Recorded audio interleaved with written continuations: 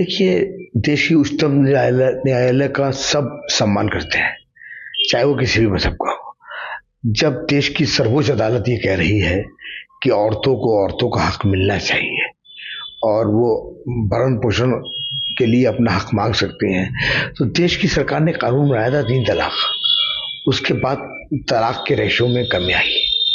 अब ये कानून आ गया, तो लाजमी बात है कि इसके अंदर घर बर्बाद होने से बचेंगे।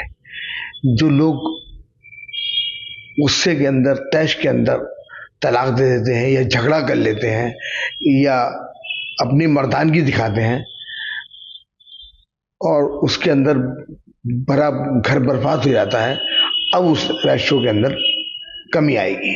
और देश की अदालत है, अच्छा फैसला है। हम जो राष्ट्र हित में हो, हम उस फैसले का सम्मान करते हैं और इसके अंदर औरत जो है वो सुरक्षित होगी, महिला सुरक्षित होगी और महिलाओं को उनका हक मिलेगा। मज़हब इस्लाम में बीवी के और शौहर के हुकूक वाज़ेह तौर पर बयान किए गए हैं और ये कोशिश की गई है कि निकाह का जो रिश्ता है वो बाकी रहे, वो ख़त्म ना हो। मगर अगर दुश्वारी पैदा हो जाए, आपस में निभा ना हो, आपस में खलिश पैदा हो, तो फिर ये सूरत दी गई है कि तलाक के ज़रिए से या फ़स्ख़ निकाह के ज़रिए से या खुला के ज़रिए से आप उस रिश्ते से बाहर आकर आज़ादाना तौर पर अपनी ज़िंदगी गुजार सकती हैं या सकते हैं। अब जाहिर सी बात है कि जब तलाक हुई या खुला हुई तो फिर इद्दत के दौरान जो खर्च होगा वो शौहर की जिम्मेदारी हो कि वो अपनी बीवी का, जो साबका बीवी हो गई या आप साबका शौहर हो गए, अब आप शौहर नहीं रहे, मगर इद्दत के दौरान का जो खर्च है वो आपके लिए लाजमी है, आप उसे उठाएंगे। अब इद्दत के बाद जाहिर सी बात है शरई तौर पर भी वो बीवी बीवी नहीं रही, वो आज़ाद है, जहाँ चाहे शादी करे, अपनी आज़ादाना ज़िंदगी गुजारे और शौहर भी आज़ाद है कि वो दूसरा निकाह, दूसरी शादी कर सकता है। तो ऐसे में शरई नुक्ते नज़र से जब एक रिश्ता बाकी नहीं है, बीवी तलाक के ज़रिए से या खुला के ज़रिए से बीवी बाकी नहीं रही, शौहर तलाक के ज़रिए से शौहर बाकी नहीं रहा, तो फिर शरीयत ने ये जिम्मेदारी नहीं रखी है कि जब कोई रिश्ता नहीं है तो फिर उसका खर्च या उसका भत्ता शौहर पर लाजमी नहीं है। ये मजहबी नुक्ते नज़र की बातें हैं जो मजहब इस्लाम ने हमें बताई हैं। अब कानूनी नुक्ते नज़र से सुप्रीम कोर्ट ने क्या, किन बुनियादों पर यह फैसला किया है, क्या बातें रखी हैं, ये जो लॉ के जानकार हैं या जो मजहब के, जो कानून के जानकार हैं, वो बेहतर तरीके से बता सकते हैं। बहरहाल हमारी यही गुजारिश है कि मजहब इस्लाम ने वाज़ेह तौर पर एक इंसानी ज़िंदगी के लिए ये हिदायत पेश की हैं और मुझे लगता है कि सुप्रीम कोर्ट को इस अपने फैसले पर नज़रसानी करने की ज़रूरत है, रिव्यू करने की ज़रूरत है, ताकि जो मजहबी आज़ादी है वो कहीं ना कहीं मजरू ना हो और मजहब इस्लाम की जो खूबसूरती है वो बाकी रहे।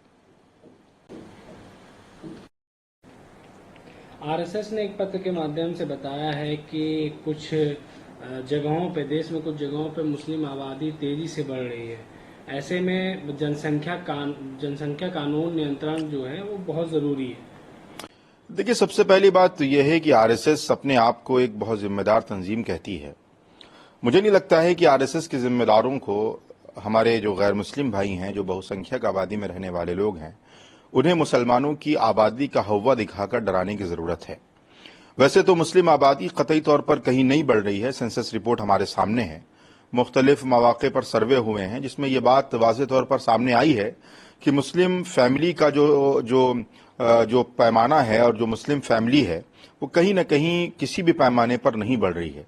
और अगर मान भी लिया जाए कि मुस्लिम आबादी किसी सूरत में बढ़ी है तो फिर उसका हव्वा दिखाने की क्या ज़रूरत है? क्या अगर मुसलमान बढ़ जाएंगे तो वो हिंदुओं को खा जाएंगे या हिंदुओं पर जुल्म करेंगे? बल्कि देखने में तो ये आता है कि जो बहुसंख्यक आबादी है, चाहे वो शामली में देखें कि एक मुसलमान को झुंड बनाकर मॉब लिंचिंग के नाम पर कत्ल कर दिया जाता है, उसकी लिंचिंग होती है, कहीं अखलाक को मार दिया जाता है। तो ये जो सूरत हाल मुल्क में पैदा की जा रही है, मुसलमानों को हिंदुओं से और हिंदुओं को मुसलमानों से जो लड़ाने की कोशिश की जा रही है, और ये तंजीमें जो कहीं ना कहीं अपने पॉलिटिकल एजेंडे के लिए काम कर रही हैं, جو اس ملک کے لیے قطعی طور پر مناسب بات نہیں ہے کہ آپ کسی کی آبادی کو کسی سے ڈرائیں یا کسی کی جن سنکھیا کا ہوا بنا کر کسی کے اندر بھے اور ڈر پیدا کریں. یہ ملک قانون سے چلتا ہے. اگر کوئی آبادی زیادہ ہے تو مسلمانوں کو قطعی طور پر ڈرنے کی ضرورت نہیں کہ اس ملک میں ہندو زیادہ ہے. کیا ہندو اس ملک کے اندر اگر زیادہ ہیں تو کیا وہ مسلمانوں پر حملہ آور ہو جائیں گے؟